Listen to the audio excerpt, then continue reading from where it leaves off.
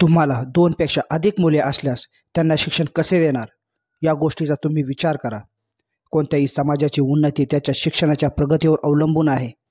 समाजाचा विकास करायचा असेल तर बालकांचा सर्वांगीण विकास झालाच पाहिजे. डॉक्टर बाबासाहेब आंबेडकर. जय भीम, नमो बुद्धाय. मित्रांनो, आजचा व्हिडिओ आपल्याला प्रगतीच्या शिखरावर घेऊन जाण्यास मदत करणार आहे. तर मित्रांनो, हा व्हिडिओ संपूर्ण पहा. आणि मित्रांनो, मुक नायक या चॅनलवर जर नवीन असाल तर या चॅनलला सबस्क्राईब जरूर करा. चला तर मित्रांनो, सुरू करूया व्हिडिओला. या बालकांना घडवण्याची जबाबदारी आहे कोणाची? शिक्षकांची किंवा मातापितांची? मुले 6 वर्षाची झाली की त्यांना शाळेत टाकले, ती शाळेत जाऊ लागली. झाले आता ते शिकणार. झाली आपली जबाबदारी, हो ना? परंतु एक गोष्ट लक्षात ठेवायला पाहिजे. एखाद्या दगडाची जर मूर्ती बनवायची असेल तर प्रथम त्या दगडात मूर्ती बनण्याचे गुण असावे लागतात. तेव्हाच तो मूर्तिकार त्या दगडाची सुंदर आकर्षक मूर्ती बनवू शकतो.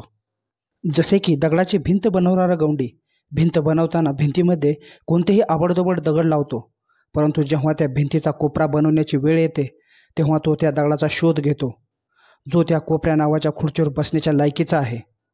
तेव्हा आपण ठरवले पाहिजे की आपल्या मुलाला भिंतीमधले आबडधोबड दगड बनवायचे आहे की त्याला सुंदर आकर्षक लाखो दगडांमधला कोपरा बनवायचा आहे. हे आपल्या हातात आहे, कारण मातापिताच हेच मुलांचे प्रथम गुरु असतात. विद्यार्थ्यांनी एक गोष्ट सदैव ध्यानात ठेवली पाहिजे. ह्या जन्मी आपली सर्वांगीण उन्नती व्हायला हवी, कारण पुन्हा जन्म नाही. आजचा दिवस पुन्हा नाही, गेलेली वेळ पुन्हा येणार नाही. परीक्षेला 1 वर्षाची वेळ असते.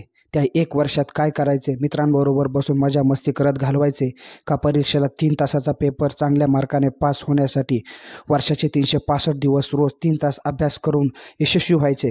हे आपल्या हातात आहे. परीक्षेला जाताना देवाच्या पाया पडून देवाला नवस करून, देव मला पेपर चांगला जाऊ दे, मी तुला 100 नारळाचे तोरण बांधीन असे म्हणून चालत नाही. आपला उद्धार करायला आपणच कंबर कसली पाहिजे. जेव्हा आपला अभ्यास आपण उद्यावर टाकतो त्याच क्षणी त्याच वेळेस आपण अपयशी झालेलो असतो. परंतु ते अपयश आपल्या नजरेसमोर येते ते परीक्षेच्या निकालाच्या दिवशी. जेव्हा आपले डोळे उघडतात तेव्हा आपल्या हातात पस्तावा करण्याच्या अलावा आपण काहीच करू शकत नाही, कारण पुन्हा ती वेळ येणार नाही. येणार तो आपण आळस केलेल्याचा पस्तावा.